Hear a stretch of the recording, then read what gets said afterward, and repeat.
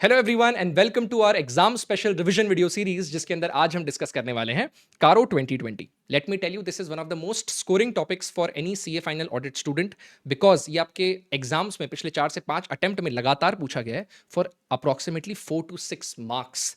और उसके अलावा इस टॉपिक में जो भी डेप्थ होती है, जो भी डिटेल्स वाले पॉइंट्स होते हैं, जो भी मेमोरी टेक्निक्स होती हैं सारे क्लॉजेस को याद करने की, एक स्टूडेंट को क्या क्या प्रॉब्लम आ सकती है, क्वेश्चन में कौन कौन सी चीजों का कंफ्यूजन आपको पैदा हो सकता है, हर चीज में इस वीडियो में डिस्कस करने वाला हूं in an exam oriented way. So please stay till the end. आपको ये वीडियो खत्म होने के बाद सिर्फ 10 से 15 मिनट लगा के पूरा चैप्टर ग्लांस कर लेना है and you will be good to go. तो अब हम शुरू करने वाले हैं आर रिपोर्टिंग अंडर कारो 2020। तो कारो की आपको एक बात समझ लेनी है कि एक ऑडिटर ने ऑडिट रिपोर्ट दे दी, उस ऑडिट रिपोर्ट के पीछे कारो का एक एनेक्जर लग जाएगा, यानी कारो की रिपोर्टिंग ऑडिट रिपोर्ट के पीछे आ जाएगी एज अ एनेक्जर। कारो की रिपोर्टिंग में कुछ स्पेशल एरियाज पर आपको स्पेशल कमेंट्री करनी है एज एन ऑडिटर, यानी कंपनी के आपने फाइनेंशियल्स ऑडिट कर लिए, उस पर ऑडिट रिपोर्ट दे दी, उसके बाद कुछ और मैटर्स हैं जो अभी हम पूरा पढ़ने वाले हैं, उन पर आपको डिटेल्ड कमेंट्री देनी है, स्पेशलाइज्ड कमेंट्री देनी है and that will be your कारो रिपोर्टिंग। अब कारो किन किन कंपनी पे एप्लीकेबल है ये पैरा नंबर 1 में बता है। तो एप्लीकेबिलिटी ऑफ कारो हम समझते हैं सबसे पहले। It applies to every company including foreign company. कोई ऐसी कंपनी जो बाहर से इंडिया में काम करने आई है तो ऑल कंपनीज पे एप्लीकेबल है इंक्लूडिंग फॉरेन कंपनीज एक्सेप्ट। अब ये 6 चीजों का ध्यान रखना है आपको। इन 6 कंपनीज को कारो रिपोर्टिंग के लिए एक्सेप्शन मिला है, यानी आपसे अपनी ऑडिटर रिपोर्ट दो और मस्त हो जाओ। ऑडिट रिपोर्ट के पीछे आपको कारो की रिपोर्ट लगाने की जरूरत नहीं है। ऐसी कौन सी कंपनीज है? 1% company, insurance company, banking company, small company या फिर सेक्शन 8 कंपनी। अब स्मॉल कंपनी कौन सी कंपनीज होती है आपको इसके लिए धराना पड़ेगा। आपको सिर्फ 2 पॉइंट्स में समझ आ जाएगा स्मॉल कंपनीज कौन सी होती है। सबसे पहले वो कंपनी जिनका paid up capital up to 4 crore है या फिर टर्नओवर अप टू 40 करोड़ है। Paid up share capital 4 crore, turnover up to 40 crore. Catch देखना क्या है यहाँ पे, in the immediately preceding financial year. Immediately preceding यानी जिस भी फाइनेंशियल ईयर में आप खड़े हो उसके पिछले साल में ये क्राइटेरिया हमें चेक करना है। क्या criteria? Paid up share capital 4 crore, turnover 40 crore. इसके अलावा जो आपकी स्मॉल कंपनी होती है उसमें कुछ कंपनीज को एक्सक्लूड किया गया है, which is small company, holding A subsidiary of small company, section 8 company, या ऐसी कोई company which is govern by special act, for example airport authority of India. तो अगर ये सब कंपनीज में आप फॉल नहीं करते हो, उसके अलावा पेड अप शेयर कैपिटल आपकी 4 करोड़ है, टर्नओवर आपका 40 करोड़ है इन the immediately preceding financial year, तो आप स्मॉल कंपनी हो जाते हो। और जैसे ही आप स्मॉल कंपनी बने आपको कारो रिपोर्टिंग के लिए एक्सेप्शन मिल गया। ठीक है, अब हमने इन पांचों के साथ साथ 1% company, insurance company, banking company, small company, section 8 company, कुछ प्राइवेट कंपनीज को भी एग्जेम्पशन दिया है, पर प्राइवेट कंपनीज के लिए कुछ लिमिट्स हैं, वो अब हम पढ़ने वाले हैं। तो प्राइवेट कंपनी सबसे पहले तो कोई ऐसी कंपनी नहीं होनी चाहिए which is a subsidiary or a holding of a public company. It should not be a subsidiary or holding of a public company. भाई अगर पब्लिक कंपनीज को एसोसिएशन होता है पब्लिक कंपनी हो गया ना, फिर तो आपका प्राइवेट से नाम का रहेगा स्टेटस, तो उस हिसाब से आपकी सब्सिडरी या होल्डिंग नहीं होनी चाहिए पब्लिक कंपनी की। एंड फाइनली 3 जो चीजें हैं वो ये हैं कि आपका पेड अप शेयर कैपिटल और रिजर्व्स एंड सरप्लस। इधर ध्यान रखना, रिजर्व्स एंड सरप्लस जो यूज हुआ है ये स्मॉल कैप कंपनी में यूज नहीं हुआ था, ये सिर्फ आपका प्राइवेट कंपनी में यूज हुआ है। तो पेड अप शेयर कैपिटल और रिजर्व्स एंड सरप्लस जो है वो अप टू 1 करोड़ होना चाहिए। जो बोरोइंग्स है वो आपकी 1 करोड़ होनी चाहिए। और जो आपका रेवेन्यू है वो अप टू 10 करोड़ होना चाहिए। ठीक है, 1 1 10। Paid up share capital, reserves and surplus 1, borrowings 1, total revenue 10। यहाँ पे 440 था, यहाँ 1 1 10 है। अब यहाँ पर कैच क्या है? स्मॉल कंपनी में तो हमने पढ़ा था इमीडिएटली प्रीसीडिंग फाइनेंशियल ईयर, यहाँ पर आपको करंट फाइनेंशियल ईयर के चेक करना है data as on balance sheet date for paid up share capital and reserves, and for revenue you have to check as per financial statements, the latest financial statements including. अच्छा, revenue के अंदर एक point ध्यान रखना, this will include all the revenue from the discontinuing operations also.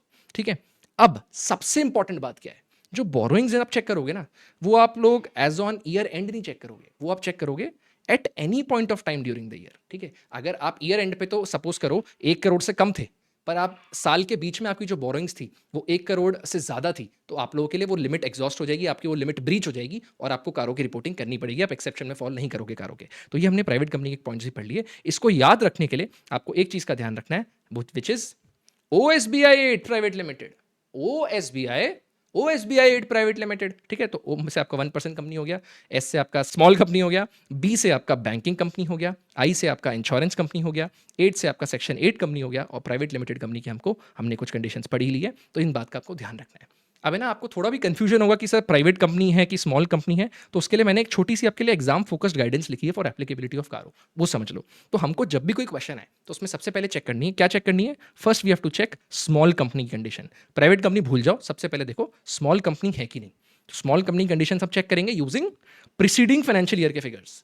जो current financial year जिसकी आप audit कर रहे हो उसकी नहीं, जो प्रीसीडिंग फाइनेंशियल ईयर है उसके फिगर्स हम चेक करेंगे to check the criteria for small company. यानी स्मॉल कंपनी हो गई अगर वो कंपनी स्मॉल कंपनी के लिए क्वालिफाई करती है वो कंपनी, तो उस पर तो कारो नॉट एप्लीकेबल है। पर अगर कोई क्वेश्चन में प्रीसीडिंग फाइनेंशियल ईयर का डेटा दे ही नहीं रखा, या फिर हमने चेक किया ये जो प्रीसीडिंग फाइनेंशियल ईयर है इसके हिसाब से तो स्मॉल कंपनी नहीं हुई, तो उसके बाद हम चेक करते हैं आपका प्राइवेट कंपनी का जो कंडीशन आती है कि भाई 1 करोड़ है कि 1 करोड़ है कि 10 करोड़ है।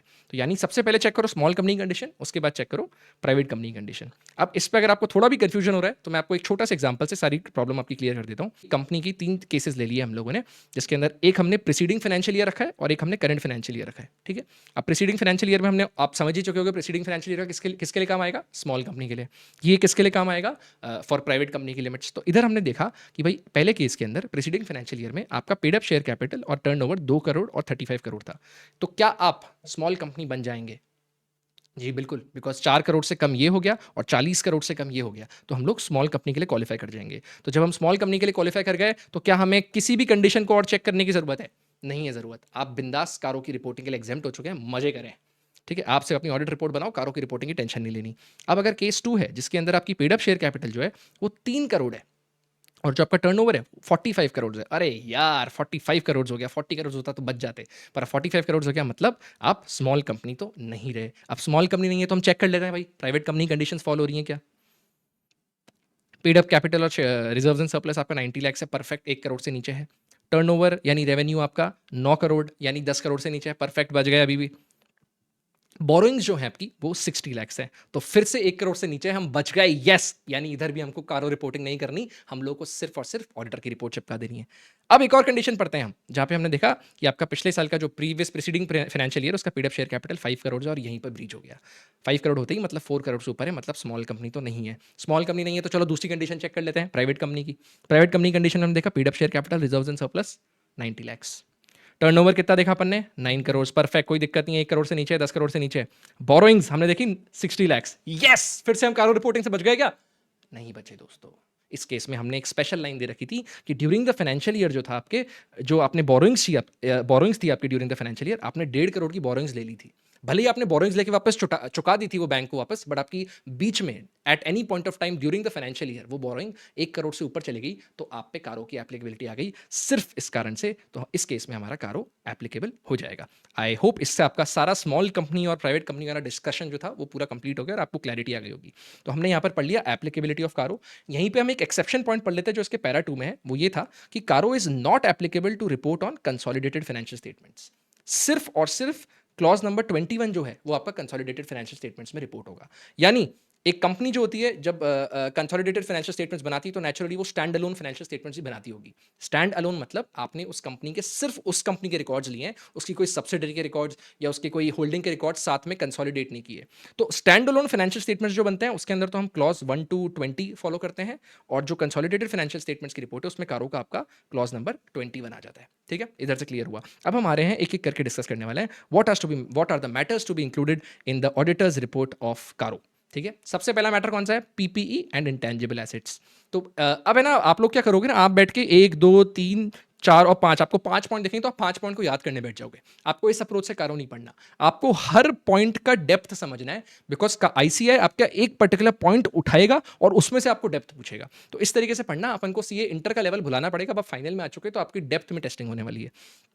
तो अब हम पढ़ने वाले हैं what are the matters to be discussed in the auditor's report. हमने पहला पॉइंट पढ़ा पीपीई एंड इंटेंजिबल एसेट्स। अब इसमें ना कुछ पॉइंट्स पीपीई के हैं, कुछ पॉइंट्स इंटेंजिबल एसेट्स के हैं और कुछ पॉइंट दोनों के हैं। तो हमको सबसे पहले तो वो 2 पॉइंट हम वो पढ़ लेते हैं जो जिसमें इंटेंजिबल एसेट्स और पीपी दोनों की बात हो रही है। तो वो पहला पॉइंट है कि कंपनी को मेंटेन करने हैं proper records showing full particulars of plant property equipment and intangible assets including ROU assets। तो पूरे पर्टिकुलर्स दिखा दो, और पूरे पर्टिकुलर्स में आपको क्या क्या शो करना है, आपको क्वांटिटी की भी डिटेल्स देनी है, और आपको सिचुएशन कैसी है आपकी पीपी की, भाई पीपी बहुत पुराना है, नया है, किधर है, कहाँ है, कैसे है, तो सब बता दो। यानी क्वांटिटेटिव डिटेल्स दे दी और सिचुएशन कैसी प्लांट एंड प्रॉपर्टी इक्विपमेंट की वो बता दी। एक सेकेंड दो।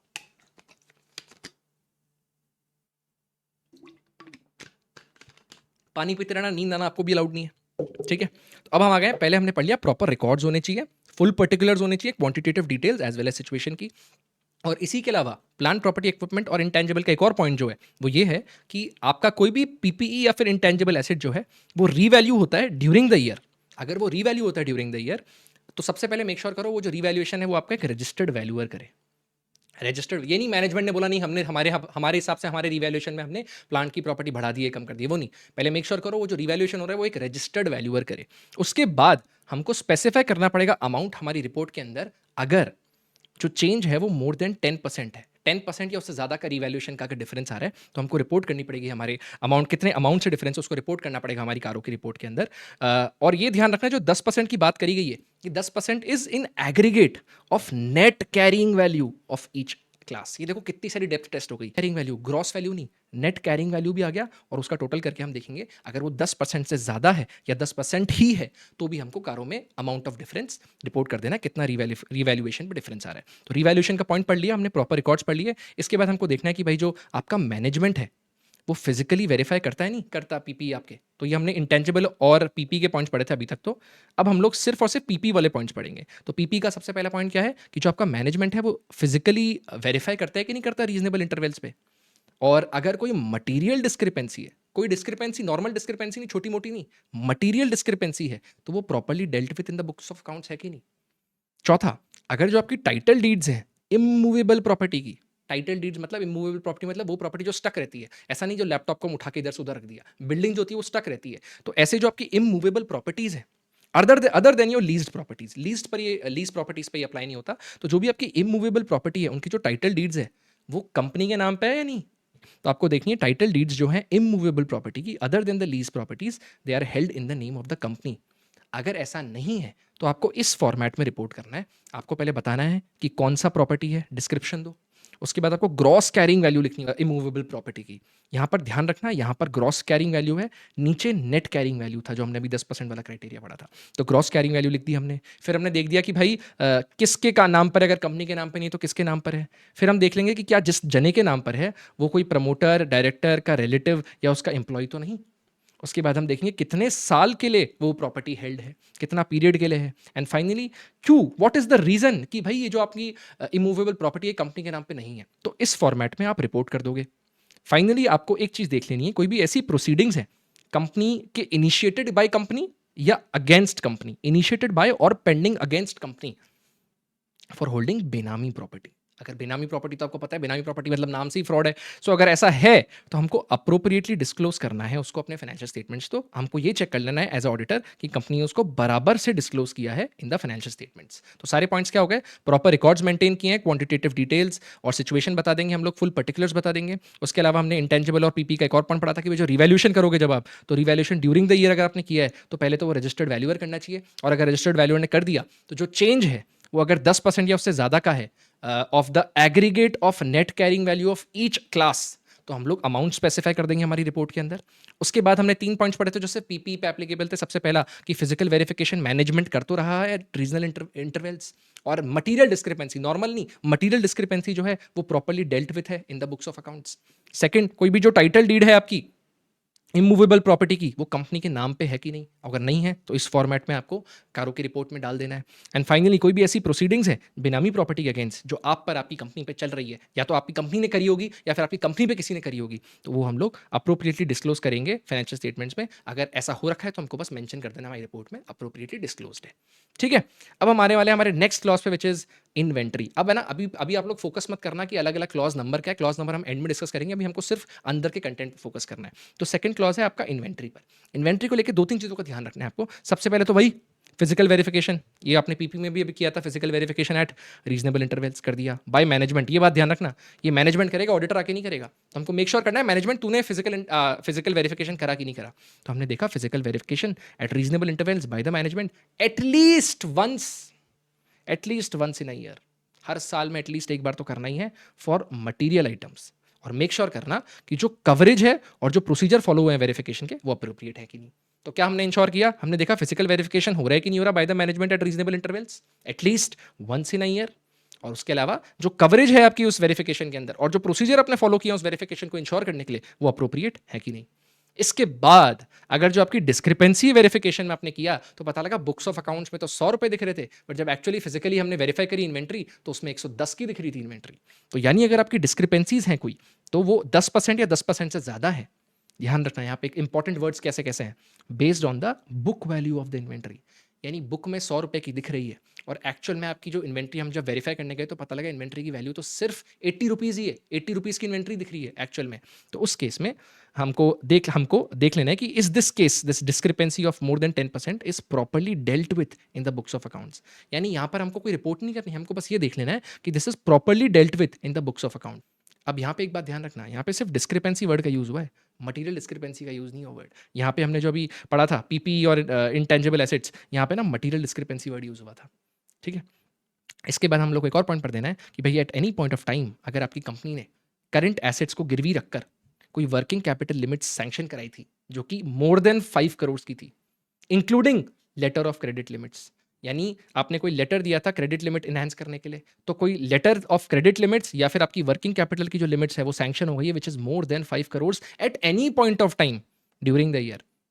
अब इसका मतलब आपको समझना है, बेसिक इस तरीके से समझो कि हमको लोन लेना था कहीं से, तो हमने लोन लेने के लिए हमारे करंट एसेट्स गिरवी रखे हैं, हमने हमारे कुछ डेटर गिरवी रखे हैं, कुछ इन्वेंट्री गिरवी रखी है। तो बेसिकली उसी तरीके से आपको गिरवी रखना ही समझ लेना है कि अगर आपने सिक्योरिटी बनाया अपने करंट एसेट्स को against sanction working capital limits of more than 5 crore, तो उस केस में हमको चेक कर लेना है क्या कि जो आपने क्वार्टरली स्टेटमेंट्स फाइल किए बैंक के साथ वो इन अग्रीमेंट तो हैं बुक्स ऑफ अकाउंट्स के, and if not we have to give the details of variation. यानी आपने 5 करोड़ की लिमिट सैंक्शन कराई वो तो ठीक है, करा लो, कोई दिक्कत नहीं है, पर मेक श्योर करना कि जो आपके क्वार्टरली स्टेटमेंट्स आप फाइल कर रहे हो वो आपकी बुक्स ऑफ अकाउंट से मैच कर रहे हैं। पता लगा क्वार्टरली तो गलत काम चल रहा है, आप सोचोगे साल के एंड में हम लोग सब रफा दफा कर देंगे, पूरा मैच कर देंगे।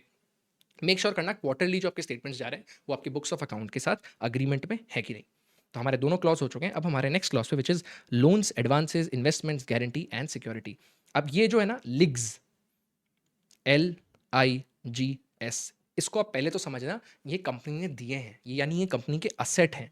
हमने कहीं लोन दिया है तो हमको उसका पैसा मिलना है, तो हमारी बैलेंस शीट में वो असेट में आएगा। तो उस केस में हमको अब समझना है पहले पॉइंट्स कि भाई अगर हमने लोन्स एंड एडवांस दिया है तो उस केस में हमको सबसे पहले क्या स्पेसिफाई करना है, हमको दो चीज़ें स्पेसिफाई करनी है, कितना दिया अमाउंट साल भर में, और ईयर एंड पे बैलेंस आउटस्टैंडिंग कितना है हमारा। दो चीज़ों का, या तो आपकी सब्सिडरी होगी, आपकी जॉइंट वेंचर होगी, आपको एसोसिएट आपकी एसोसिएट्स होगी, या तो SAG सज होगी आपकी, ठीक है, सब्सिडरी जॉइंट वेंचर या एसोसिएट। तो यानी balance outstanding of what, subsidiary joint venture associate, या और इसके अलावा एक और चीज़ क्या बतानी है आपको, आपने अदर पार्टीज को ऐसा कोई भी बैलेंस आउटस्टैंडिंग है तो वो कितना है। तो हमने सबसे पहले देखा अगर आपने कोई लोन दिया है, हमने कोई एडवांस दिया है, तो साल भर में कितना दिया, एक तो अमाउंट बता दिया, फिर ईयर एंड पे हमारा कितना आउटस्टैंडिंग है, क्या क्या आउटस्टैंडिंग है, दो बाइफर्केशन की है, सबसे पहले सज सब्सिडरी जॉइंट वेंचर एसोसिएट उनको कितना दे रखा है, प्लस अदर पार्टीज को कितना दे रखा है, तो ये हमने बता दिया। अब इसमें एक चीज़ ध्यान रखना, अगर कोई ऐसी कंपनी है जिसका काम ही प्रिंसिपल बिजनेस ही लोन देना लेना है तो उनके लिए एप्लीकेबल नहीं है। फॉर एग्जाम्पल इधर हम लिख देते हैं NBFC के लिए अलग से रिपोर्टिंग बताइए कारों के अंदर, तो हमको इधर मेक श्योर करना है, यहाँ पे अपन को टेंशन नहीं लेनी कोई भी, NBFC के लिए ये एप्लीकेबल नहीं है। सिर्फ ऐसी कंपनी जिसका रेगुलर काम लोन देना लेना नहीं है उसके अंदर हमको रिपोर्टिंग करनी है। तो नेक्स्ट हमको चेक करना है कि कोई भी ऐसी टर्म्स एंड कंडीशंस तो नहीं है लोन्स की, एडवांस की, which is prejudicial to the company's interest, company के अगेंस्ट कोई ऐसी टर्म्स एंड कंडीशन तो नहीं है जिसमें अगर हमने लोन जो डिस्पर्स किया किसी को दिया है वो उसमें पता लगा टर्म्स एंड कंडीशन में अपने ही एज अ कंपनी हम लात खा रहे हैं, तो वो हमको मेक श्योर करना है not prejudicial to company's interest. Next जो शेड्यूल ऑफ पेमेंट है वो स्टिपुलेटेड है कि नहीं, और वेदर रिसीट जो है वो रेगुलर है कि नहीं। भाई तू लोन तो ले जा पर मुझे शेड्यूल देखे जा कब कब पे करेगा, और बराबर रेगुलरली पे करते रहना, वो हम मेक श्योर करेंगे। इस पर हमें रिपोर्ट करना है। नेक्स्ट हमें रिपोर्ट करना है कि भाई शेड्यूल ऑफ पेमेंट तो ठीक है पर पता लगा तूने डिफॉल्ट कर दिया, तूने पे जिस टाइम पे जिस डेट पे तेरे को पे करना था तूने उस डेट को पे नहीं किया और अब ओवर ड्यू हो गया 90 डेज से ज़्यादा, तो उस केस में हमारी रिपोर्ट में अमाउंट स्टेट कर देंगे, और ये भी स्टेट करेंगे अगर कंपनी ने कोई स्टेप्स लिए हैं उस कंपनी ने रिकवरी के लिए ऑफ आइदर प्रिंसिपल अमाउंट और इंटरेस्ट अमाउंट। तो पहले हमने शेड्यूल ऑफ पेमेंट बोला कि भाई शेड्यूल ऑफ पेमेंट दे और मेक श्योर करना कि वो रेगुलरली पे कर रहा है कि नहीं पे रहा, रिसीट्स आर रेगुलर और नॉट। फिर हमने देखा कि भाई चल ओवरड्यू तो ओवरड्यू में 90 डेज से ज़्यादा हो गया, तो उस केस में हम स्टेट कर देंगे अमाउंट और steps for recovery of principal and interest, अगर कंपनी ने कोई ऐसे स्टेप्स लिए हैं तो। फाइनली हम देखेंगे कि भाई ऐसा कोई लोन जो इस साल सामने वाले को पे करना था कंपनी को, पर उसके जगह पर कंपनी ने उसका जो लोन था या तो वो रिन्यू कर दिया, या तो वो एक्सटेंड कर दिया, या फ्रेश लोन दे दिया। भाई तू पैसे मत दे, हम उल्टा तेरे को रिन्यू कर दिया हमने तेरा लोन, हमने तेरा एक्सटेंड कर दिया लोन, या फ्रेश लोन दे दिया टू सेटल योर ओवरड्यूज। तो उस केस में हम क्या करेंगे, we will specify the aggregate amount of such dues, report में बता देंगे भाई कितना अमाउंट ऐसा था जिसको आपने फिर से रिन्यू कर दिया, फिर से आपको एक्सटेंड कर दिया, नया लोन दे दिया। और उसके अलावा ये जो आपने अमाउंट दिया है इस साल, रिन्यूड अमाउंट या कोई एक्सटेंडेड अमाउंट या फिर कोई फ्रेश लोन का अमाउंट, ये loan as a percentage of your total loans granted during the year के कंपैरिजन में कितना है। पता लगा हमने साल भर में तो 20 करोड़ का अमाउंट लोन पे दिया था, और उसमें से 19 करोड़ का अमाउंट ऐसा था जो हमारा रिन्यूड था, एक्सटेंडेड था, फ्रेश लोन्स था। तो ये सोचने वाली बात है ना, तो उस हिसाब से हम परसेंटेज भी मेंशन कर देंगे और अमाउंट भी मेंशन कर देंगे। फिर से यहाँ पे यही चीज़ लिखी है कि भैया this is not applicable to company whose principal business is to give loans. And finally आपका लास्ट पॉइंट ये आ जाता है कि अगर कोई ऐसा लोन है which is repayable on demand or without specifying the period of repayment. बड़ा इंटरेस्टिंग है, सोचो हम कंपनी किसी को लोन देती है, बोलती है भाई शेड्यूल छोड़, रीपेमेंट का पेमेंट का शेड्यूल छोड़, तो मैं जब तेरे को वापस बोलूँ जब तेरे को वापस देना पड़ेगा, या तो मैं कल ही बोल दूंगा तो कल ही देना पड़ेगा तेरे को, और या फिर 2 साल तक भी नहीं बोलूंगा तो 2 साल तक अपने पास रख पैसा। तो ये बड़ी रिस्की सिचुएशन है ना, बट कई बार कंपनी को ऐसा करना पड़ता है। तो अगर कोई ऐसा लोन है which is repayable on demand or without specifying period of repayment, in that case as a auditor we will specify again कितने अमाउंट ऐसा है, और ये जो कितना अमाउंट है ये as a percentage of your total loans and advances granted to the promoters and related party, उसके कंपैरिजन में कितना है। यानी ऐसा कोई लोन जो हमने रिलेटेड पार्टी और प्रमोटर्स को, सपोज 10 करोड़ का ऐसा लोन दे रखा था, उसमें से हमें पता लग रहा है कि अकेला 5 करोड़ का लोन जो था वो रिपेबल ऑन डिमांड या फिर without specifying period of payment है, तो हम बता देंगे 5/10 विच इज 50%। 50% का ऐसा अमाउंट है हमारा जो कि रिपेबल ऑन डिमांड या without specifying period of repayment था। तो इसी से हमने सारे पॉइंट्स पढ़ लिए आपके लिग्स के, असेट नेचर के जो भी थे आपके loans, advances, investments, guarantees and securities. अब हमारे नेक्स्ट टॉपिक पे which is again the same, loans, advances, investments, guarantee, security. अभी भी असेट की बात हो रही है, पर अब की बार बात हो रही है सेक्शन 185 और 186। 185 186 में स्पेशल कुछ कंडीशंस हैं, कुछ डायरेक्टर को रिस्ट्रिक्शंस हैं, कोई ओवरऑल सेटिंग डाल रखी, कंडीशन डाल रखी। कंपनीज एक्ट के होता है दोनों क्लॉज 185 और 186, तो हमें मेक श्योर कर लेना कि भाई ये जो दोनों सेक्शंस हैं ये कंप्लाइड है कि नहीं, और अगर नहीं है तो डिटेल्स दे दो।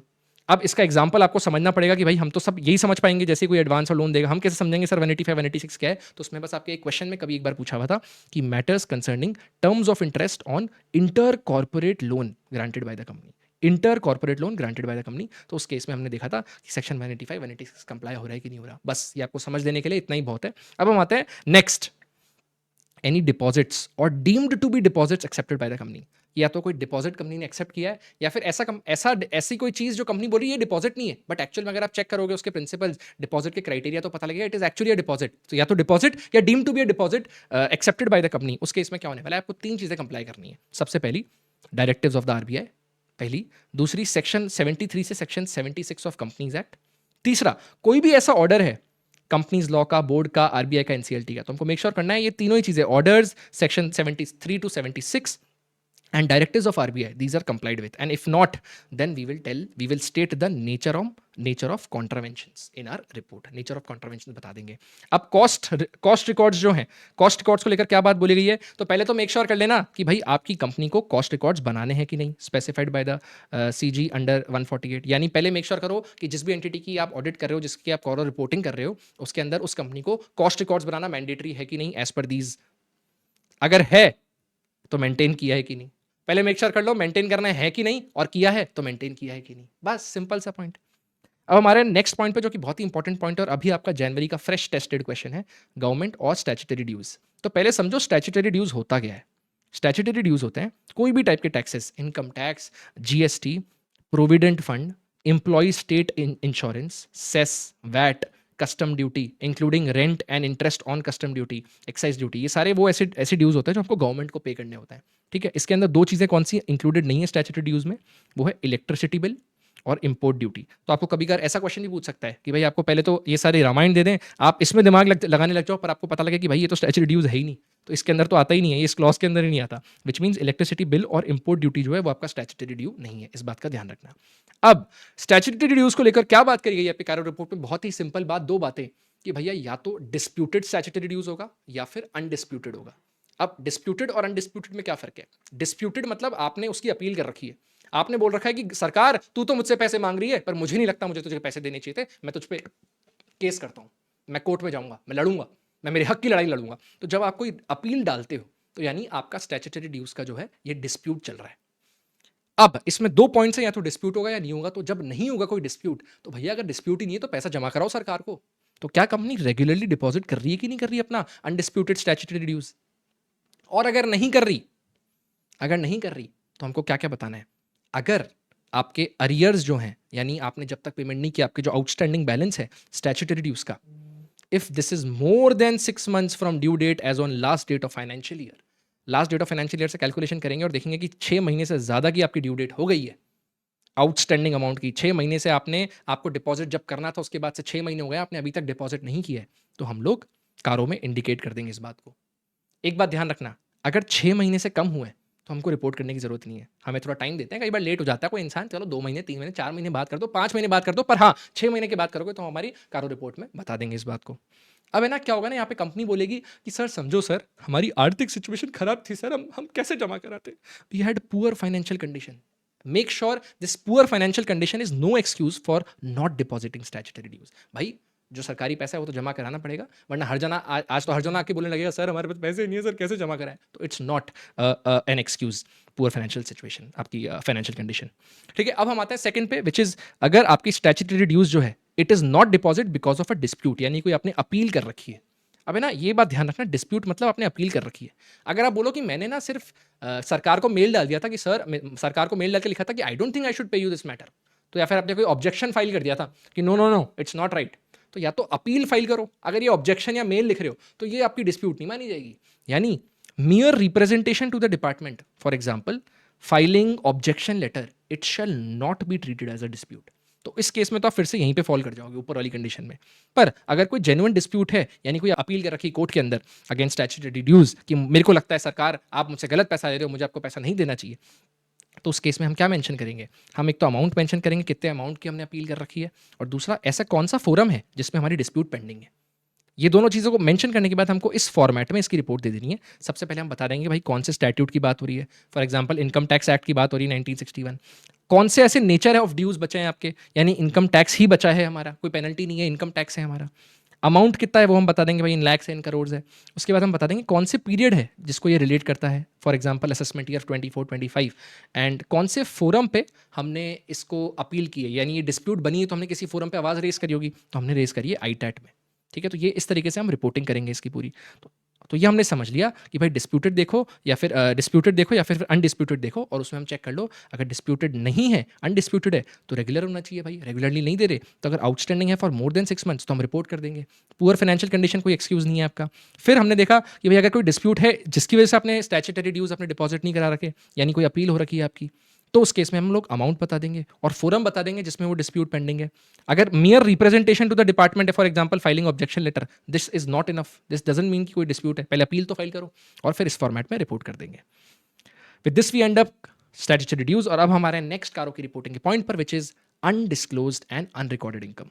अब है ना, ये बड़ा इंटरेस्टिंग है, जिसके अंदर क्या होता है ना कि सरकार हमको बार बार मौके देती है कि भैया हम असेसमेंट्स खोल रहे हैं, किसी को ईमानदारी से अभी भी बताना है कि उसने इनकम नहीं बता रखी तो हमको पहले ही बता दो इनकम, क्योंकि अगर हमने पकड़ लिया तो हम ऐसी ऐसी पेनल्टी डालेंगे ना कि देखो खूब खूब बहुत दिक्कत हो जाएगी तुम्हारे लिए।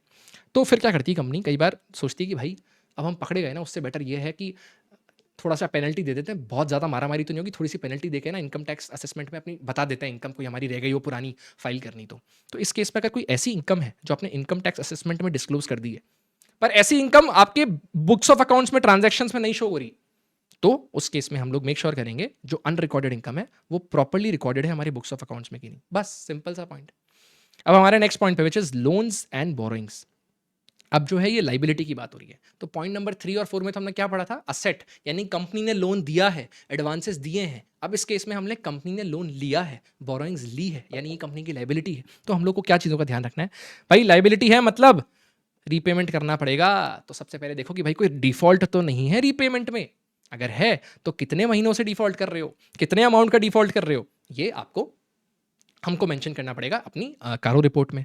अब ध्यान रखना है इस बात का, अगर जो रीस्केड्यूल कर दिया आपका loan, this won't change your default position, यानी सामने वाली पार्टी भली थी, उसने बोला कि कंपनी सुन, मैंने जो तेरा ये लोन है तू नहीं दे पा रहा ना, अभी तू डिफॉल्ट कर रहा है ना, मैं इसको रीस्केड्यूल कर लेती हूँ, तू है ना आज मत दे मुझे, तू मुझे 1 महीने बाद दे देना। तो हमने रीस्केड्यूल कर दिया, तो क्या रीस्केड्यूल करने से कंपनी की जो पोजीशन थी, डिफॉल्ट पोजीशन, वो चेंज हो जाएगी? नहीं, आप करा लो कितना ही रीस्केड्यूल करा लो, पर आज के दिन अगर आपका बनता था ओरिजिनल लोन पे करना और आपने नहीं दिया, तो आप एक डिफॉल्टर बन जाओगे। तो डिफॉल्ट हो गया आपके रीपेमेंट के अंदर। हम लोग अपनी रिपोर्ट के अंदर पीरियड और अमाउंट बता देंगे। किस फॉर्मेट में बताएंगे? इस फॉर्मेट में, कि नेचर ऑफ बोरोइंग क्या थी, किस चीज़ के लिए हमने पैसा उठाया, किस लेंडर से उठाया, लेंडर का नाम दे दो, लेंडर वाइज डिटेल दे दो भाई, बैंक से उठाया, फाइनेंशियल इंस्टीट्यूशन से उठाया, गवर्नमेंट से उठाया।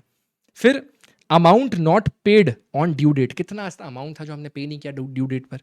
अब वो अमाउंट प्रिंसिपल का था कि वो अमाउंट इंटरेस्ट का था।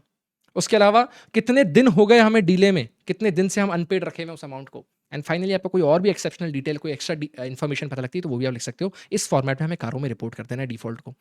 फिर हमने देखना है कोई भी कंपनी डिक्लेयर्ड तो नहीं है as a wilful defaulter by the company, bank, financial institution और अदर लेंडर। विलफुल डिफॉल्टर ना बड़ी खतरनाक चीज होती है, बिकॉज किसी भी बैंक ने अगर आपको विलफुल डिफॉल्टर का टैग दे दिया, उसके बाद आपके ना लग गए आपके जीवन में, आप फिर जीवन में लोन तो नहीं उठा सकते बैंक से वापस। विलफुल डिफॉल्टर मतलब कोई आपने आपकी कोई जेन्युइन प्रॉब्लम नहीं थी, आपने एक्चुअली इंटेंशनली डिफॉल्ट किया बैंक के पेमेंट में, तो उस केस में आप विलफुल डिफॉल्टर बन जाते हो। तो हमें मेक श्योर करना है कि भाई विलफुल डिफॉल्टर तो नहीं है, अगर है तो उसको रिपोर्ट कर देंगे हम। उसके बाद हम देखेंगे जो टर्म लोन्स हैं, जो आपने टर्म लोन्स लिए हैं कंपनी, वो आपने अप्लाई तो किए हैं जिस पर्पस के लिए लिए हैं। भाई मैंने बोला मैं ये लोन खरीद कर अपना एक पूरा नया प्लांट सेट करूंगा, कंपनी ने बोला कि नया प्लांट सेट करना है, पर जब वो लोन आया तो हमने ना एम्प्लॉइज़ को बांट दी कि भाई एम्प्लॉइज़ आपको है ना इंसेंटिव दे रहे हैं हम, आपको गाड़ी दे दी बड़े बड़े लोगों को, और कुछ लोगों को, छोटे लोगों को बाइक दे दी। तो इस तरीके से ना हम लोग कंपनी को बोलेंगे कि भाई आपके जो टर्म लोन्स आपने लिए हैं they are applied for the purpose obtained, जिस पर्पस के लिए लिए हैं उसी पर्पस के लिए अप्लाई किए ना। अगर नहीं किए तो अमाउंट स्पेसिफाई कर दो और पर्पस बता दो किस पर्पस के लिए आपने उसको यूज़ किया है। ठीक है, उसके बाद हम नेक्स्ट क्वेश्चन आएगा कि अगर कोई शॉर्ट टर्म बेसिस पे हमने लोन लिया है, अगर हमने फंड उठाया है शॉर्ट टर्म बेसिस पर, तो क्या हमने उसे लॉन्ग टर्म पर्पस के लिए तो यूज़ नहीं कर लिया। शॉर्ट टर्म के लिए उठाया लोन तो किसी शॉर्ट टर्म किसी कारण के लिए लिया होगा, पता लगा शॉर्ट टर्म के लिए उठाया था और कंपनी की लॉन्ग टर्म ग्रोथ में लगा दिया वो पैसा। मतलब बोल क्या रहे हो, कर क्या रहे हो, गलत बात है ना। तो शॉर्ट टर्म का पैसा लॉन्ग टर्म में नहीं लगाने का, और अगर लगा दिया है तो भाई नेचर और अमाउंट डिस्क्लोज कर दो कारो रिपोर्टिंग के अंदर एज एन ऑडिटर आप। फिर company has taken funds to meet obligations of its components, obligations of its components यानी वापस सच की बात हो गई, सब्सिडरी हो गया, आपका एसोसिएट हो गया, आपका जॉइंट वेंचर हो गया। If so then the detail of the nature of the transaction and amount has to be disclosed in the CARO reporting.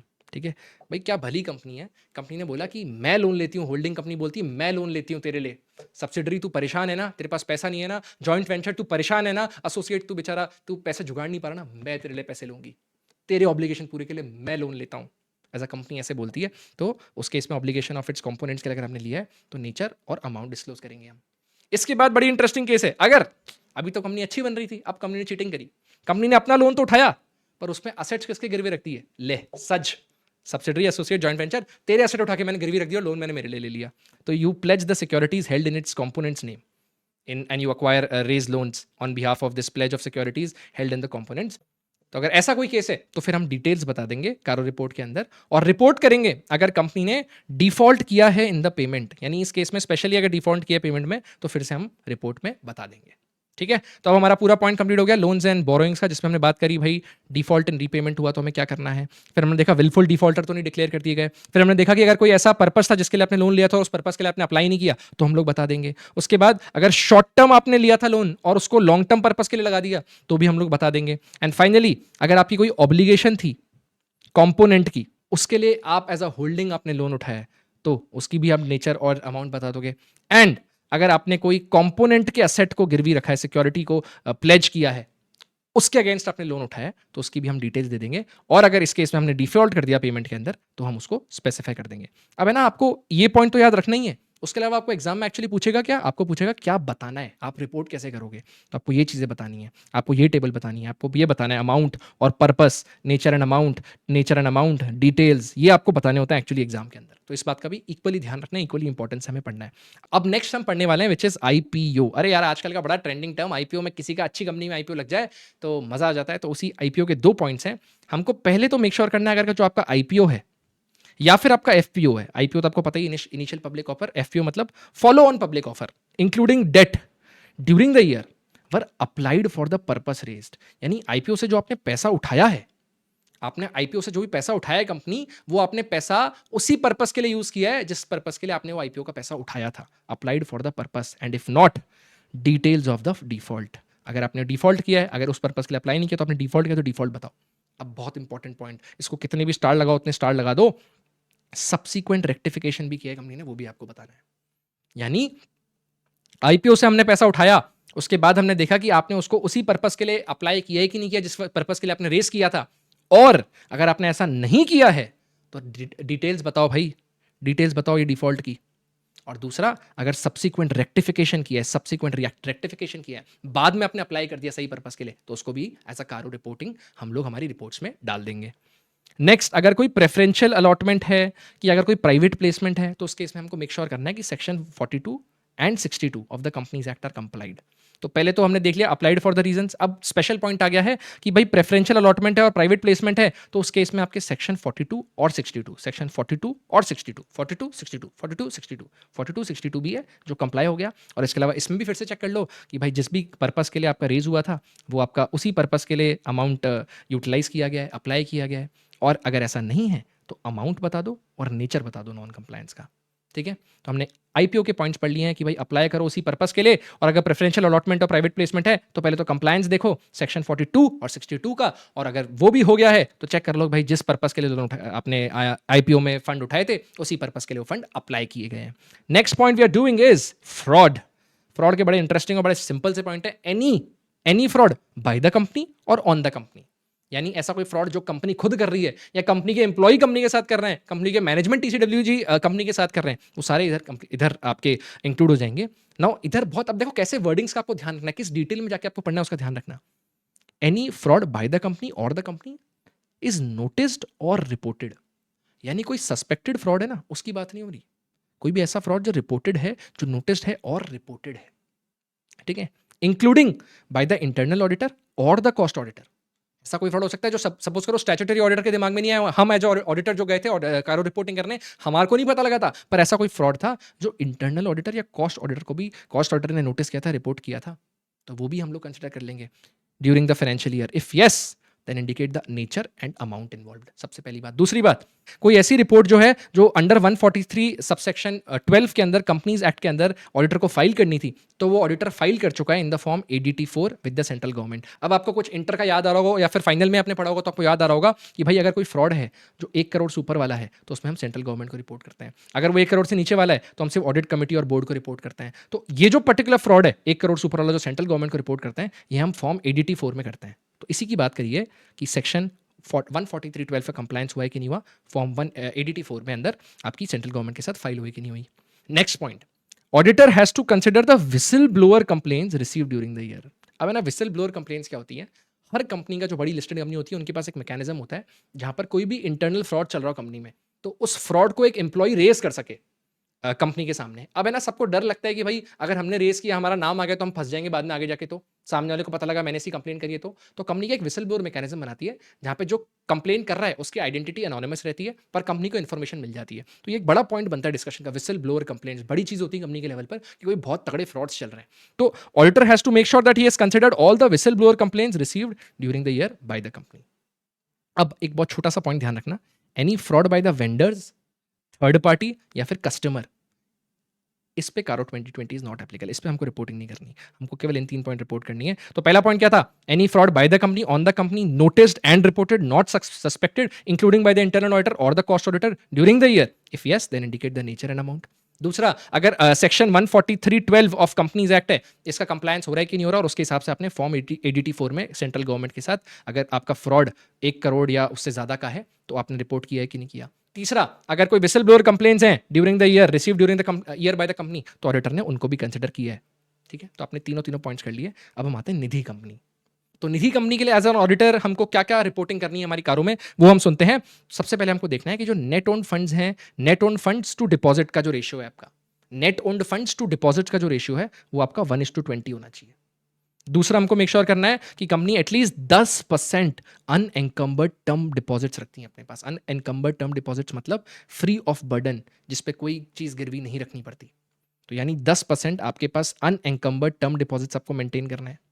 तीसरा, अगर आपका कोई डिफॉल्ट हो गया पेमेंट में ऑफ डिपॉजिट्स ऑफ और इंटरेस्ट, तो उस केस में हम उसकी डिटेल्स बता देंगे। तो तीनों पॉइंट क्या हुआ निधि कंपनी के, निधि मतलब हमको 1:20 चेक करना है किसका, नेट ओन्ड फंड्स का और डिपॉजिट्स का।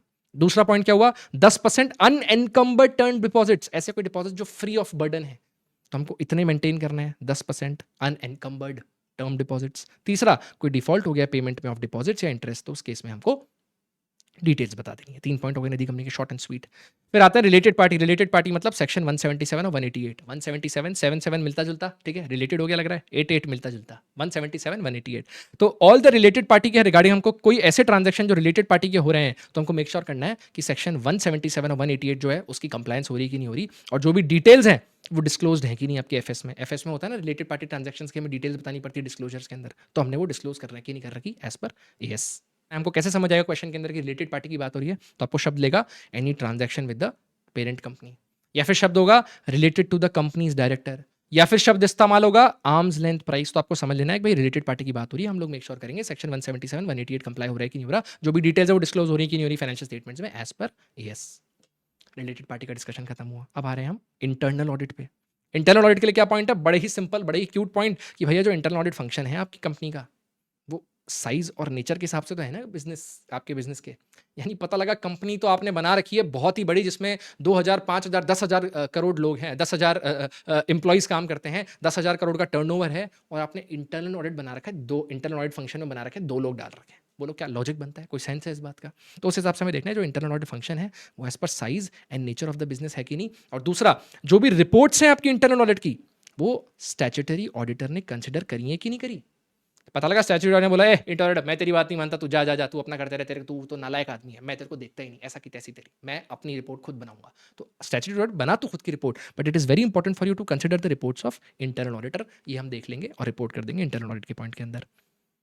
नेक्स्ट, नॉन कैश ट्रांजैक्शन, कि भाई बार्टर सिस्टम चल रहा है, कैश की बात नहीं करेंगे, तू है ना मेरे साथ मेरा मेरा चांदी ले जाओ, मुझे सोना दे जा, ठीक है। अभी तो चांदी सोना की रेट्स भी हिल रही कर रही हैं। When a company has entered into non-cash transactions with the directors or any person concerned within that director, if so, then we have to make sure section 192 of the Companies Act is complied. ये 192 section किसकी बात करता है, ये इसी arrangement की बात करता है जहाँ पे कंपनी को राइट मिलता है आप असेट्स अक्वायर कर सकते हो in consideration of other than cash. तो हमको मेक श्योर करना है सेक्शन 192 का कंप्लायंस हो रहा है कि नहीं हो रहा है। नॉन कैश ट्रांजैक्शन हो रहा है डायरेक्टर के साथ या ऐसा कोई पर्सन जो डायरेक्टर के साथ एसोसिएटेड हो, तो उस केस में हम लोग मेक श्योर करेंगे हम ऐसी डिटेल्स डिस्क्लोज करें हमारे कारो रिपोर्टिंग के अंदर। अब क्या रिपोर्ट में क्या आपको एग्जांपल की तरह बताता हूँ जो आपको क्वेश्चन में पूछेगा। Director has transferred land to the company in exchange of another land by the company. अब ये क्यों इंपॉर्टेंट बनता है नॉन कैश ट्रांजेक्शन, उसका सिंपल कारण ये है कि भाई समझो मैं डायरेक्टर हूँ, ठीक है, मेरा ऐसा लैंड है जो बिक नहीं रहा था, तो मैंने बोला कंपनी सुन मेरा लैंड तू रख लेना, तेरा कोई लैंड मुझको दे दे, ऐसा कर, ठीक है। तो उस केस में ये बड़ा एक रिस्क एरिया हो जाता है, तो हमने मेक श्योर किया कि नॉन कैश ट्रांजैक्शन पे भी हम कारो रिपोर्टिंग दे रहे हैं। उसके बाद आ रहा है एनबीएफसी। अभी जो हमने बात करी थी पहले कि भाई कोई प्रिंसिपल बिजनेस जिसका लोन देना और लेना है उस पर वो क्लॉज 3 एप्लीकेबल नहीं हो रहा था, तो एनबीएफसी फाइनली वो एक ऐसा बिजनेस होता है जिसके अंदर हम लोन्स देते हैं और लेते हैं, तो उस केस में एनबीएफसी की बात हो गई है। और आरबीआई की कोर इन्वेस्टमेंट कंपनीज होती हैं सीआईसीज, इसकी बात करने वाले हैं हम एनबीएफसीज की और सीआईसीज की। 2 पॉइंट एनबीएफसी के 2 पॉइंट सीआईसी के, सबको बराबर बराबर मिलेगा, ठीक है। अब हम बात करने वाले हैं सबसे पहला पॉइंट कि भाई एनबीएफसी का हमको रजिस्ट्रेशन चेक करना है फॉर 44IA। 44IA रजिस्ट्रेशन करवाइए। 44IA इतना अभी आप सोच रहे हो ना सर कितने सारे सेक्शन हो गए, 44IA की तो आपको टेंशन नहीं लेनी, क्योंकि 44IA तो आपको अगर आप एनबीएफसी चैप्टर खोलोगे तो आपको 10 बार दिखेगा 44IA 44IA 44IA। तो हमने पहले मेक श्योर किया रजिस्ट्रेशन हो गया एज पर 44IA, रजिस्ट्रेशन करवाइए of the companies act, and if so whether the registration is obtained और नॉट। पहली बात हो गई 44IA का रजिस्ट्रेशन लिया कि नहीं लिया। सेकंड, अगर वो एनबीएफसी है या हाउसिंग फाइनेंस कंपनी है, दोनों अब है ना, यहाँ पे हाउसिंग फाइनेंस पर भी खेल सकता है वो, तो आपको मेक श्योर करना है अगर एनबीएफसी है और हाउसिंग फाइनेंस कंपनी है उसकी कोई ऐसी एक्टिविटीज हैं जो कैरी तो नहीं हो रही विदाउट सर्टिफिकेट ऑफ रजिस्ट्रेशन। भाई काम चालू कर दिया एनबीएफसी को और हाउसिंग फाइनेंस कंपनी का और सर्टिफिकेट ही नहीं है आपके पास रजिस्ट्रेशन का, तो क्या आप उस केस में क्या करोगे, उस केस में भी हम कारों में रिपोर्ट करेंगे। दोनों चीज देखिए, हमने रजिस्ट्रेशन देख लिया और देखा कि भाई company has not conducted any NBFC or housing finance company activities without valid certificate of registration. ये हो गई दोनों एनबीएफसी की बात। अब हम नेक्स्ट 2 पॉइंट्स पढ़ने वाले हैं वो हैं सीआईसी पर। सीआईसी के लिए 2 पॉइंट दे रखे हैं, या तो कंपनी सीआईसी होगी या फिर कंपनी को सीआईसी के लिए एग्जाम्पशन मिला होगा या फिर रजिस्ट्रेशन कराने की जरूरत नहीं है। तो दोनों ही केस में क्राइटेरिया पूरा हो रहा है कि नहीं हो रहा ये हम रिपोर्ट करेंगे। यानी अगर आप सीआईसी हो तो ये क्राइटेरिया पूरा हो रहा है कि नहीं हो रहा कि आप सीआईसी हो, या फिर आपको एग्जाम्शन है आप अनरजिस्टर्ड सीआईसी हो, तो क्या इसका भी क्राइटेरिया पूरा हो रहा है कि नहीं हो रहा है तो नहीं हो रहा, वो हम लोग रिपोर्ट कर देंगे। उसके बाद अगर कोई ग्रुप है जिसमें मोर देन 1 सीआईसी है, एक से ज्यादा सीआईसी है, तो बता दो कितनी नंबर ऑफ सीआईसी है, खत्म बात। एक से ज्यादा सीआईसी है तो सिर्फ नंबर बता दो कितनी है, 3 है तो 3 बता दो, 4 है तो 4 बता दो, ठीक है। अब हम बात कर रहे हैं कैश लॉसेस की। कैश लॉसेस में हमने देखा कि भाई कैश लॉस जो भी आपके इन द फाइनेंशियल ईयर हुआ है, उसको रिपोर्ट कर दो। उसके अलावा बहुत इंपॉर्टेंट पॉइंट, कोई इमीडिएटली प्रीसीडिंग फाइनेंशियल ईयर में भी कैश लॉस हो रहा है तो आप अमाउंट बता दो। इस ईयर का भी बता दो, पिछले साल का भी बता दो, एनी कैश लॉस का अमाउंट स्टेट कर दो अपनी कारो रिपोर्ट के अंदर। बस फटाफट इधर ध्यान दो, 4 छोटे छोटे छोटे छोटे पॉइंट्स होने वाले हैं और कारो कंप्लीट होने वाला है। उसके बाद सिर्फ हंसते खेलते कॉमेडी करेंगे हम लोग, कॉमेडी मेमोरी टेक्निक्स बनाइए, वो हम याद कर लेंगे। सबसे पहले हम क्या देख रहे हैं, अगर स्टैट्यूटरी ऑडिटर है उसने रेजिग्नेशन दे दिया ड्यूरिंग द ईयर तो हम क्या करेंगे। अगर स्टैट्यूटरी ऑडिटर ने रेजिग्नेशन दे दिया ड्यूरिंग द ईयर तो जो इनकमिंग ऑडिटर है, हम अगर नए नवेले ऑडिटर आए हैं, पहली हमने ऑडिट रिपोर्ट बनाई है, पहली कारो रिपोर्टिंग कर रही है, तो उस केस में हम क्या देखेंगे, any objections, any concerns, any issues of the outgoing auditor. ध्यान रखना भाई, ये अगर आप इनकमिंग ऑडिटर हो तो पहले देख लेना कि कोई आउटगोइंग ऑडिटर जो था उसके ऑब्जेक्शंस तो नहीं थे, उसकी कोई कंसर्न्स तो नहीं थी, कोई इश्यूज तो नहीं थे। ऐसा हो सकता है ना, जो आपकी कंपनी थी उसने पिछले ऑडिटर को इसलिए हटाया क्योंकि पिछले ऑडिटर को कोई गुप्त फैक्ट के बारे में पता लग गया, कोई एक अंदर की जासूस की इन्फॉर्मेशन पता लगी हो जो उसको नहीं पता लगनी चाहिए थी। तो कोई चालाकी तो नहीं करी ऐसे कंपनी ने कि पुराने ऑडिटर को हटा दिया हो। अगर हटाया हो तो पुराने ऑडिटर के पास कुछ ना कुछ होगा मन में, उसके मन में कुछ होंगी सवाल, आउटगोइंग ऑडिटर का बेचारे के कंसर्न्स होंगे, उसके ऑब्जेक्शंस होंगे, उसके पास इश्यूज होंगे। तो वो हमको एज एन इनकमिंग ऑडिटर देख लेना है कि हमने वो सारे कंसिडर करें कि नहीं करें। मेक श्योर करना है कि वे पुराना ऑडिटर का जो रेजिग्नेशन का प्रोसेस था, उसके आउटगोइंग होने का जो प्रोसेस था, वो बराबर था कि नहीं था। Now mere fact that the auditor is thinking of resigning and no actual resignation is not sufficient to report in कारो। कि भैया अगर ऑडिटर ने एक्चुअल रिजाइन नहीं किया बट वो सोच रहा है कि यार करने वाला हूँ यार, मुझे लग रहा है आप कर देना चाहिए, तो उस केस में कारो रिपोर्ट करोगे? बिल्कुल भी नहीं, पहले रिजाइन करो, आप ऑडिटर चले जाओ, नए ऑडिटर अपॉइंट हो जाओ, उसके बाद हम बात करेंगे इस टाइप की कारो की रिपोर्टिंग के अंदर।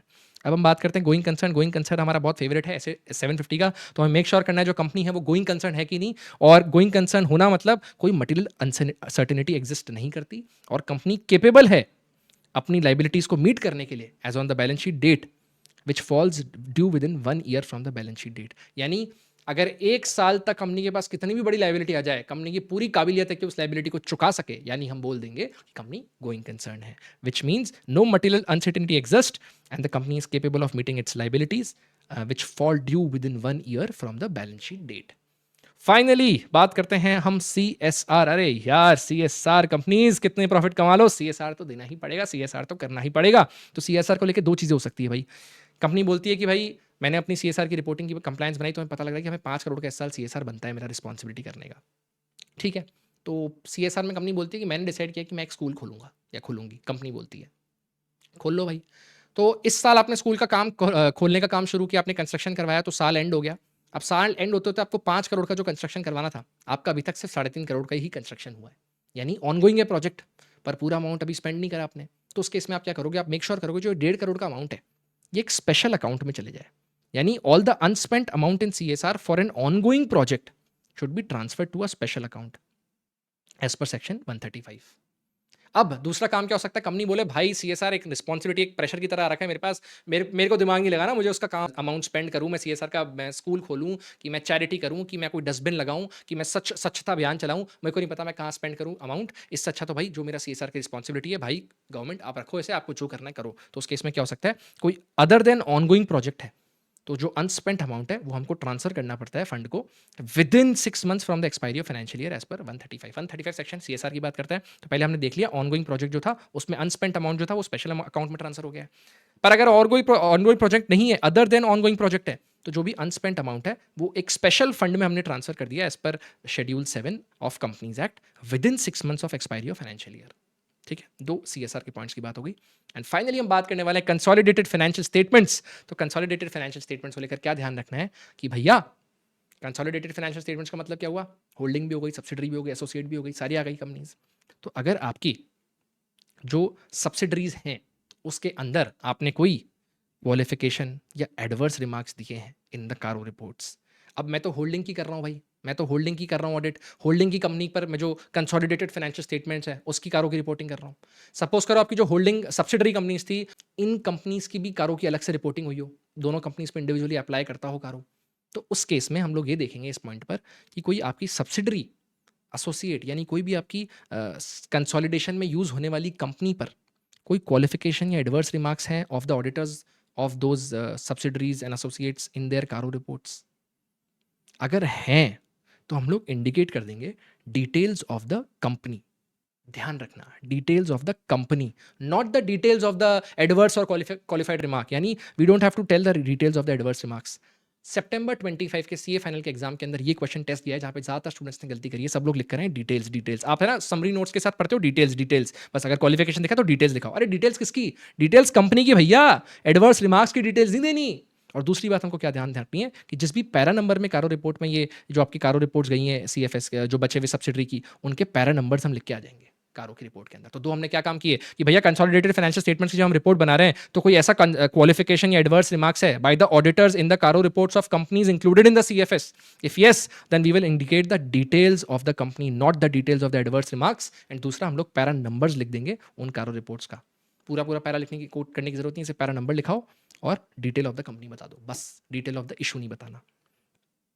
बस खत्म हो रहा है, 2 मिनट और 5 मिनट और पूरा पूरा चैप्टर होने वाला है। फिर हम लोग सिर्फ निमोनिक या मेमोरी टेक्निक देख लेंगे पूरे चैप्टर की। नाउ स्पेशल मैटर्स इन कारो रिपोर्टिंग क्या है कि भाई इतने सारे जो हमने क्वेश्चन पूछे, वेदर वेदर वेदर, हर चीज़ में हम वेदर वेदर लगा के जो इतने सारे क्वेश्चन करते थे, whether on the basis of this whether whether whether, तो इतने सारे क्वेश्चन जो पूछ रहे थे आप, अगर उसका जो आंसर है वो अनफेवरेबल है या क्वालिफाइड है तो उस केस में हमको बेसिस बताना है कि भाई हवा में नहीं कि भाई मेरे हिसाब से पूरा नहीं हुआ, नेक्स्ट। अरे पूरा नहीं हुआ तो क्या हुआ, कैसे हुआ, आपने किस बेस पे इस कंक्लूजन पे पहुंचे हो? तो we will state the basis. कोई भी एडवर्स या अनफेवरेबल या क्वालिफाइड आपका रिमार्क होता है। उसके अलावा अगर जो ऑडिटर है वो एक्सप्रेस ही नहीं कर पा रहा अपना ओपिनियन ऑन दीज मैटर्स, तो उस केस में हमको इंडिकेट करना ये फैक्ट विथ रीजंस कि भाई मैं तो समझ ही नहीं पा रहा कि ये सीएसआर का किया क्या कंपनी ने, मेरे को तो समझ नहीं आ रहा भाई, मेरी बस की नहीं है ये, मैं हाथ जोड़ो, मैं आपसे हाथ जोड़ के माफी मांगता हूँ, मैं कुछ नहीं कर सकता। तो उस केस में हमको बता देना है, हमको रिपोर्ट में लिखना है कि we will indicate the facts with reasons कि why we are not able to express an opinion on these matters. With this we end CARO. और अब हम डिस्कस करने वाले हैं कि भाई बहुत ही important exam focused answer writing guidance for reporting under CARO 2020. Now, the below points are based on the analysis of ICAI's evaluation patterns and examiner expectations in audit report, audit papers. Audit report निकलता रहता है बार बार, audit report बोल के। तो audit के papers जो आपके actual paper जिससे आपको मार्क्स मिलेंगे उन पे आपको क्या करना है, ध्यान रखो। यहाँ पे गलतियां होती हैं, पूरा चैप्टर पढ़ लोगे हवा में पर पता ही नहीं है किस किसके नंबर मिलते हैं किसके नहीं मिलते, तो ध्यान से सुन लो। कोटिंग ऑफ क्लॉज नंबर कितना इंपॉर्टेंट है। अब है ना, किसी को ये बात नहीं पता होगी पर मैं आपको बता देता हूँ, इट्स नॉट कंपलसरी।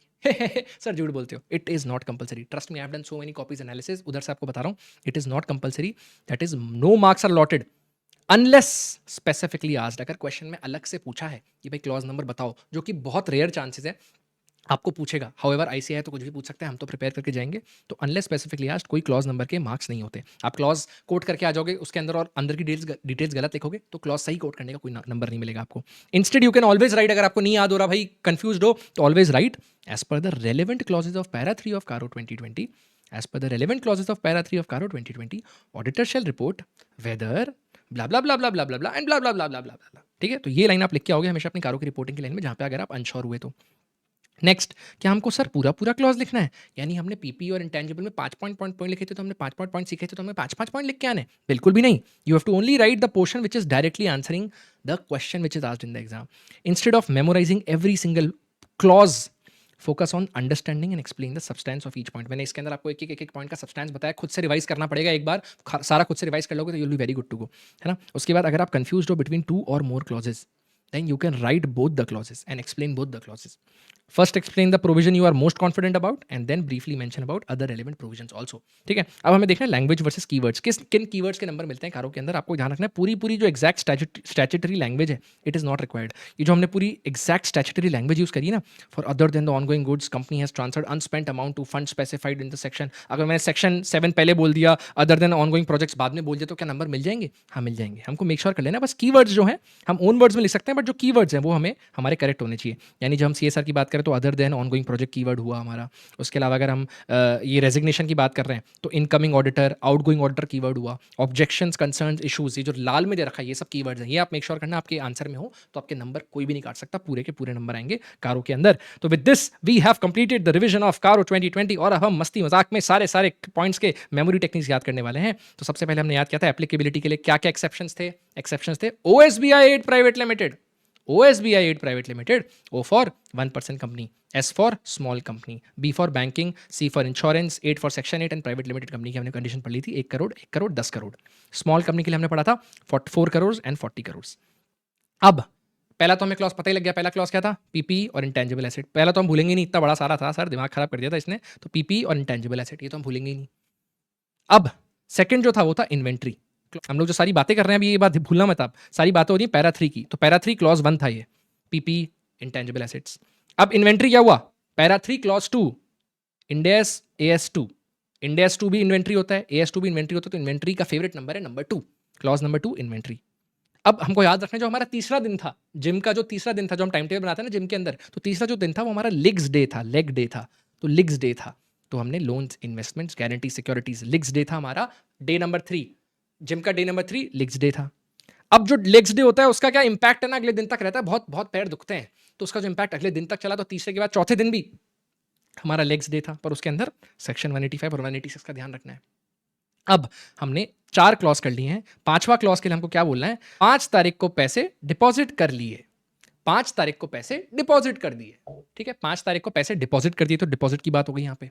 अब 6 साल से पढ़ रहे हैं सर कॉस्ट रिकॉर्ड्स के बारे में, 5 तारीख को तो पैसे डिपॉजिट कर रहे थे, और 6 साल से हम कॉस्ट रिकॉर्ड्स के बारे में पढ़ रहे हैं सर, बोलो।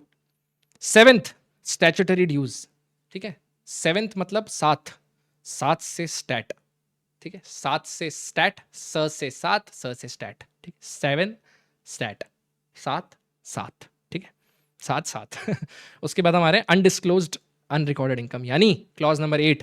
क्लॉज नंबर 8 को आपको याद करना है कैसे, क्लॉज नंबर 8 इनकम टैक्स ने लगा दी वाट, क्लॉज नंबर 8 इनकम टैक्स ने लगा दी वाट, तो क्लॉज नंबर 8 की हमने बात कर ली, undisclosed unrecorded income in the income tax assessments, तो हमने क्लॉज नंबर 8 ऐसे कर लिया। उसके बाद जो क्लॉज नंबर 9 है वो एक्चुअली रीपेमेंट वाला था, तो उसके अंदर clause number 9 loans and borings उल्टा था, ये लाइबिलिटी का था, क्लॉज नंबर जो 3 जो था वो असेट के लिए था, तो बेसिकली 3 और 9 ये उल्टा पुल्टा है, 3 और 9 उल्टा पुल्टा है, तो याद कर लेना, 3 जो था वो असेट था, लोन देना, और 9 के अंदर हमने लोन लिया है। उसके बाद आ रहे हैं हम 10th पे, 10th का हमको बड़ा मजेदार है, टन टना टन टन टन टारा आईपीओ लग गया हमारा, ठीक है, तो टन टनाटन टन टन टारा आईपीओ लग गया हमारा, तो टन मतलब 10 मतलब आईपीओ, बहुत गंदा है मुझे पता है, बट यही है सो है, इससे देखना याद हो जाएंगी चीजें। फ्रॉड का हमको बड़ा सिंपल है, 11 मुल्कों की पुलिस डॉन के पीछे पड़ी है, 11 मुल्कों की पुलिस, तो 11 मुल्कों की पुलिस डॉन के पीछे पड़ी है, तो डॉन का था एक नंबर का फ्रॉडस्टर था, डॉन ने जीवन में सिर्फ फ्रॉड किए हैं, तो 11 मुल्कों की पुलिस से हमको 11 और फ्रॉड ध्यान रखना है। उसके बाद हमारे निधि, निधि जो थी ना उससे मैं 12th क्लास में मिला था, ठीक है, तो मेरे लिए याद रखना, निधि जो थी वो जिससे मैं 12th क्लास में मिला था, निधि से मैं 12th क्लास में मिला था, और मुझे क्या फीलिंग्स आने लगी थी, तेरा होने लगा हूं, डांटना मत, कमेंट्स में गाली मत लिखना, but it is what it is, तो रिलेटेड पार्टी की जो बात हो रही है वो 13 में बात होगी, यानी निधि से मैं रिलेटेड पार्टी एसोसिएशन बनाना चाहता था, मुझे 13 होने लगा हूं वाली फीलिंग आ रही थी, तो रिलेटेड पार्टी वाली फीलिंग आ रही थी, तो हमने 12 के बाद 13 लर्न किया, रिलेटेड पार्टी 13 होने लगा हूं। फिर जब मैं 13 होने लगा हूं वाली फीलिंग्स के साथ ही था, तभी मुझे पता लगा उस निधि की तो ऑलरेडी इंटरनल सेटिंग थी, मुझे नहीं पता था पर उसकी इंटरनल सेटिंग थी, तो ये आपने 12 में हमने निधि देखा, 13 में हमने रिलेटेड पार्टी देखा, और 14 में हमने देखा 14th क्लॉज के अंदर इंटरनल ऑडिट। उसके बाद मेरे को गुस्सा आया, बहुत ज़्यादा, बहुत गुस्सा आया, तो मैंने निधि को बोला मुझे 15 मिनट में वापस कर, जो भी मैंने तेरे लिए आज तक जितना भी किया सब वापस कर 15 मिनट के अंदर, जो भी मैंने तेरे को दिया सब वापस दे। हाँ, तो निधि ने क्या बोला, भाई वापस तो कर दूंगी, पर जो कैश जो तूने दिया था मुझको वो तो मैंने खर्च कर दिया, बाकी जो चीज़ें वो मैं तेरे को वापस दे दूंगी, पर जो कैश था वो तो खर्च कर दिया मैंने, यानी कैश तो चला गया, यानी नॉन कैश ट्रांजैक्शन की बात हो गई। बहुत गंदा लॉजिक है, बट देखना लॉजिक बनेगा, 15 मिनट में सब कुछ वापस कर, पर निधि क्या बोलती है, 15 मिनट के अंदर वापस तो कर दूंगी, पर कैश तो मैंने खर्च कर दिया, यानी कैश तो नहीं है मेरे पास, तो नॉन कैश ट्रांजैक्शन की बात हो रही है, ठीक है। इसके बाद 16 पे हमने एनबीएफसी खोला, ठीक है, 16 पे एनबीएफसी खोला, एनबीएफसी का नया बिजनेस खोला हमने 16 पे, तो 16 हमें ऐसे याद हो जाएगा, एनबीएफसी की बात कर रहा था जो। उसके बाद 17 बहुत इंटरेस्टिंग है, 17 मतलब 17 पे खतरा, खतरा होते ही लॉस हो जाएगा, ठीक है, रिस्क होते ही लॉस हो जाता है, तो 17 पे खतरा, 17 पे खतरा, 17 खतरा लॉस, कैश लॉस की बात करेगा ये।